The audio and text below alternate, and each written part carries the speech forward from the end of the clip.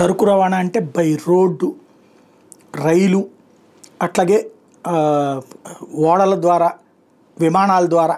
ఇవి కాకుండా ఇప్పుడు ఈ మధ్యనే డ్రోన్ డెలివరీ అంటున్నారు. ఇప్పుడు రవాణా బెలూన్లు రాబోతున్నాయట. సరుకుల రవాణా అంటే మనకు లారీలు, రైళ్లు, విమానాలు, నౌకలు గుర్తొస్తాయి. వీటి ఇప్పుడు బెలూన్లు కూడా తోడవబోతున్నాయి. ఎయిర్ బస్ విమానానికి 3 ఇంతలు ఉండే బెలూన్ల త్వరలోనే ఆకాశంలో ఎగురుతూ కనిపించబోతున్నాయి. గ్రీన్ హైడ్రోజన్తో నడిచే ఈ బెలూన్లు 2029 కల్లా కార్గో సేవలు అందించేందుకు సిద్ధమవుతున్నాయట.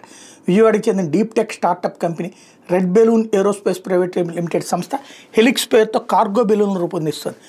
ఏఐతో పనిచేసే ఇలాంటి బెలూన్లు దేశీయంగా తయారు చేయడం ఇదే మొదటిసారి.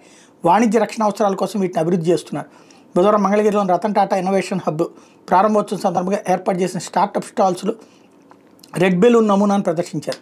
స్టాల్లో విమానం ఆకారంలో ఉన్న తెల్లటి బెలూన్ని అందరూ ఆసక్తిగా చూశారు. అంతరిక్ష రంగంలో పరిశోధన అభివృద్ధి విభాగాల్లో పనిచేసిన అనుభవం ఉన్న doctor PS Kiran, Sirish Pallikonda red balloon సంస్థ స్థాపించారు. బెలూన్ డిజైన్ను కూడా వాళ్లే రూపొందించారు. సహజంగా ఎయిర్ బస్ విమానం చాలా పెద్దదిగా ఉంటుంది.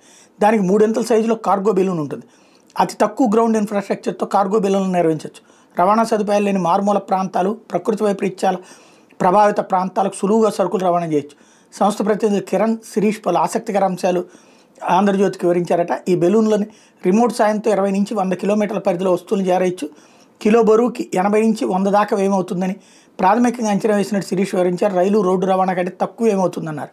రెడ్ బెలూన్ కార్గో సేవలు రాష్ట్రంలో 2029 నాటికి అందుబాటులో వస్తాయి. అది సక్సెస్ అయిందంటే రాష్ట్రం ఏంటి, దేశంలోనే అతిపెద్ద మార్పు అవుతుంది, ప్రపంచంలోనే మార్పు అవుతుంది.